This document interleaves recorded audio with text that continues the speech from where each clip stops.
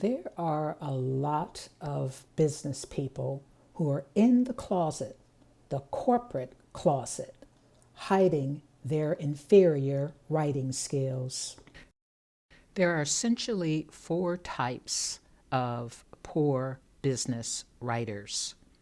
These tend to be lifelong traits that can affect their productivity, self-esteem, and how they're viewed by colleagues, and probably most importantly, can affect them financially over a lifetime. The task averse. Writing tasks for this individual take much too long, and they actually cause physical or emotional pain and discomfort.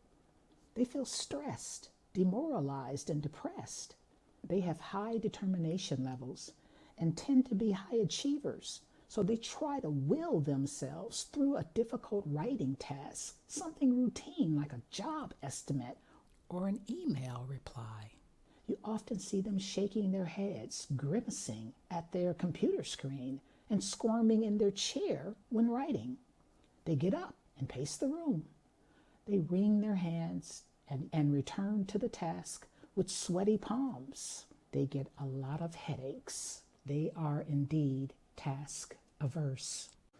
The criticized.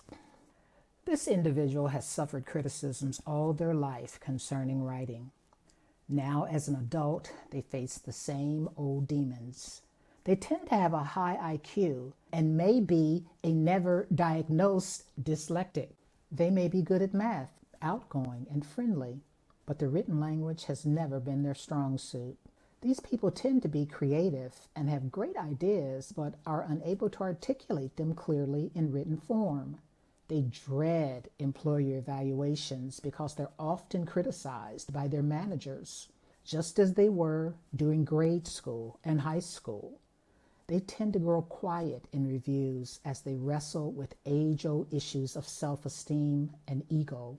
Some lose jobs, but many hang on because of their magnetic personalities and work ethic. But colleagues consider them a low-level incompetent, from poorly written emails, meeting agendas that require further explanation, and proposal ideas that never see the light of day because they can't write them up.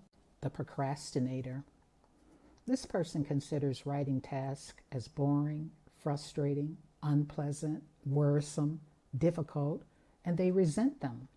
They tend to be great with clients in face-to-face situations.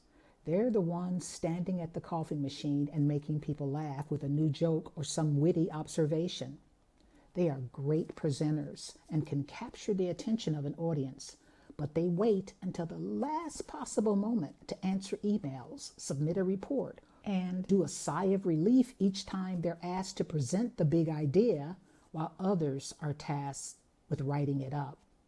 They seek support for writing tasks. As a kid, their mother reviewed and corrected their homework. She might have even written reports or tried to structure something he'd written to be more coherent and clear. And as an adult, this individual seeks out smart girlfriends and marry women who can assume the editing job formerly held by mother. She's tasked with proofreading documents before they're submitted and reminding him of upcoming important dates at his job, so she has adequate time to fix his written submissions. He is the procrastinator. The self-recriminator. This is an individual with a lot on his shoulders.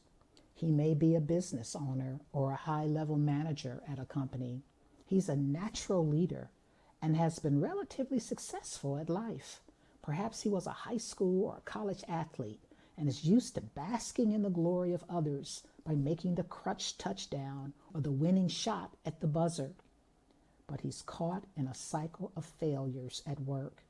Yet again, a major RFP that he slaved over for weeks did not win the contract. He's beginning to lose the respect of colleagues because his track record is abysmal. He suspects it's his writing and tends to resist the efforts of others to proof the final documents before submission. He's beginning to doubt himself, though, and is finding it hard to look himself in the mirror. He prefers to dream about his glory days as his friends and colleagues roll their eyes as he once again relives a glorious past to mask his disappointment that he's lost a big revenue generator for the company. Yet again, they don't have to say anything. He's giving himself a hard enough time. He's a self-recriminator. Now, you may or may not have seen yourself as one of those archetypes of poor writers, but you know who you are. And girls, don't be so confident because we focused on males. Women have writing problems too.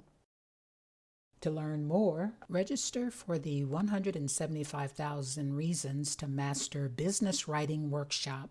The link to the workshop's registration is included in the description below.